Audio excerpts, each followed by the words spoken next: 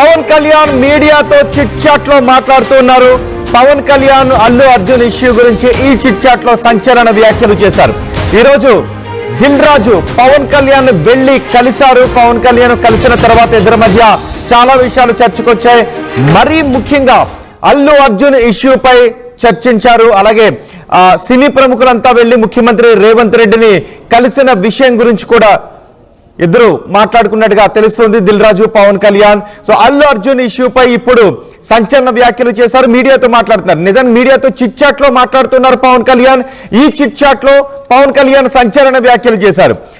బన్నీ ఇష్యూపై నోరు విప్పారు Pawan Kalyan. First time Bunny ఇష్యూపై ఆయన మాట్లాడారు. మొన్న కడపలో విలేకరులు అడిగిన ప్రశ్నకు, బన్నీ ఇష్యూ గురించి విలేకరులు అడిగిన ప్రశ్నకు పవన్ కళ్యాణ్ ఏమీ మాట్లాడలేదు.